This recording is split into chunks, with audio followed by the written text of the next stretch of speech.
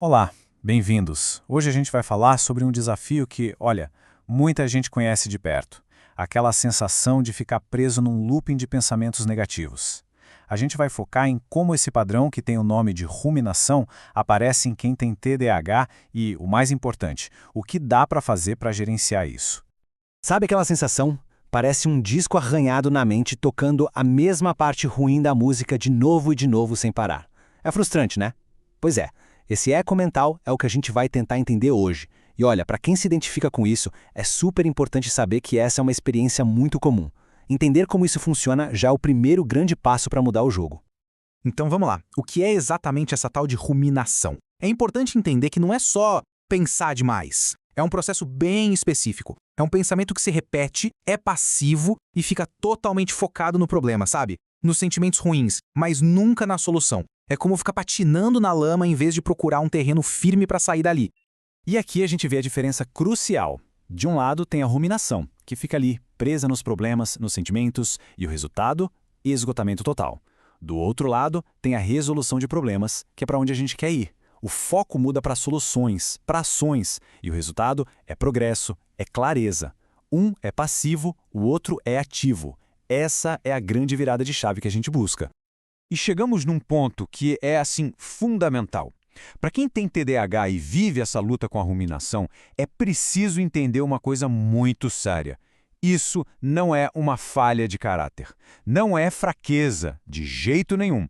É, na verdade, uma característica que vem da própria arquitetura, da própria estrutura do cérebro com TDAH. Vamos entender isso melhor. Mas por que isso acontece, afinal? Para a gente poder encontrar as ferramentas certas, a gente precisa primeiro entender o que está por trás, a raiz do problema. Então vamos mergulhar um pouco na neurobiologia que alimenta esse loop de pensamentos. Olha só, aqui a gente tem a receita da tempestade perfeita no cérebro com TDAH. Primeiro, o córtex pré-frontal, que é tipo o chefe do nosso cérebro, tem uma dificuldade com o que a gente chama de controle inibitório. Traduzindo, é difícil simplesmente dizer não para um pensamento que aparece. Segundo ponto, a dopamina. Como ela está desregulada, o cérebro fica meio que faminto por estímulos, e aí ele acaba se agarrando a pensamentos muito intensos, muito emocionais, mesmo que sejam negativos. E para completar, a fiação do cérebro pode ter conexões mais fortes entre a parte da emoção e a parte do controle. O resultado fica bem mais difícil de gerenciar o que se está sentindo. E tudo isso que a gente viu nos joga direto nesse círculo vicioso. Uma coisa vai alimentando a outra, sabe? Começa assim, uma dificuldade de planejamento. Algo comum no TDAH leva a um erro bobo, tipo perder um prazo. Esse erro dispara uma emoção super intensa, vergonha, frustração. Aí, como aquele controle de dizer não para o pensamento está fraco, a mente se agarra nesse sentimento e pronto, começa a ruminação. O problema é que esse processo gasta uma energia mental absurda, o que, ironicamente, deixa a pessoa mais cansada e mais propensa a cometer outros erros. É um ciclo que a gente precisa quebrar. E esse ciclo todo não fica só dentro da cabeça, não. O custo dele é real, é palpável e acaba impactando várias áreas da vida. Vamos dar uma olhada nisso. Pois é, o preço é alto. A ruminação mexe com a saúde mental, sendo um gatilho para ansiedade e depressão. Ela detona o foco, que já costuma ser um desafio, né? Torna qualquer tarefa que exija concentração ainda mais difícil. E nos relacionamentos, pode gerar irritabilidade, afastamento, e não para por aí. O corpo também sente. Aquele estresse crônico de estar sempre nesse estado de alerta pode causar insônia, problemas de pressão, é um efeito dominó. Ok, a gente já entendeu o problema, as causas, agora vamos para a parte mais importante, o que fazer? E a ideia aqui não é achar uma cura mágica, é sobre construir um kit de ferramentas, sabe? Um conjunto pessoal com várias estratégias práticas que realmente funcionam para promover a mudança. A terapia, sem dúvida, é um pilar importantíssimo. E existem abordagens diferentes que podem ajudar. A TCC, por exemplo, foca em mudar o conteúdo do pensamento, em questionar se ele é realmente verdadeiro. Já a ACT tem outra pegada. Ela ajuda a mudar a relação que a gente tem com os pensamentos. A ideia é observar sem se deixar levar por eles. E o Mindfulness, que muita gente já ouviu falar, trabalha em mudar o foco da nossa atenção, trazendo a mente de volta para aqui e agora. São todas ferramentas muito poderosas. Falando em ferramentas práticas, aqui vai uma que pode ser usada em qualquer lugar, a qualquer hora. Quando perceber que a ruminação começou, a ancoragem sensorial é muito eficaz. É um exercício simples para puxar a mente de volta para o presente, para sair daquele looping. É só parar e deliberadamente nomear o que os 5 sentidos estão percebendo. Isso força o cérebro a sair do piloto automático da ruminação e se conectar com o que está acontecendo de verdade agora. Agora, vamos falar da base de tudo, o estilo de vida. São os pilares que sustentam a regulação do cérebro. Exercício físico, gente, é quase como um remédio natural, sabe?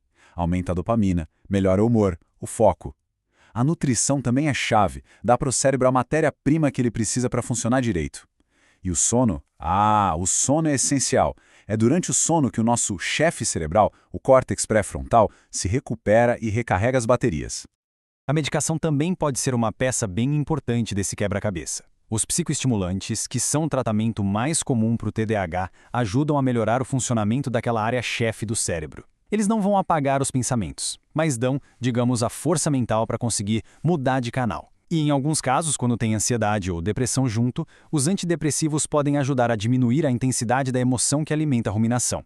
E aqui, um aviso que não pode ser ignorado é um ponto de atenção máximo. Nunca, em hipótese alguma, se automedicar. Qualquer decisão sobre remédios, começar a tomar, escolher qual, definir a dose, tem que ser feita única e exclusivamente por um médico especialista. Só um profissional pode avaliar o quadro completo e indicar o caminho mais seguro e eficaz para cada pessoa. Então, quando a gente junta todas essas peças, um caminho começa a aparecer, né? Um caminho que leva a uma mente com mais calma, mais controle e mais foco. A grande mensagem aqui é essa. Não existe uma solução única, uma bala de prata. O que funciona de verdade é a integração de tudo isso. É a combinação estratégica das ferramentas. Uma coisa ajuda a outra, sabe? A medicação pode dar base química para que a terapia funcione melhor, que por sua vez é potencializada pelas práticas de mindfulness, e tudo isso se apoia no estilo de vida saudável. É um conjunto. E para a gente fechar, essa frase final resume a mentalidade que faz toda a diferença.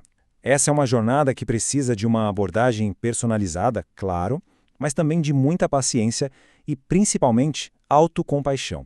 É importante lembrar que lidar com a ruminação não é uma guerra para ser vencida, mas sim uma habilidade que a gente desenvolve passo a passo. E para terminar, fica uma reflexão. Depois de tudo isso que a gente conversou, qual seria a primeira ferramenta que parece mais interessante ou mais fácil de adicionar nesse kit de ferramentas pessoal? Qual seria o primeiro passo? Porque toda a grande jornada começa com uma única e pequena ação.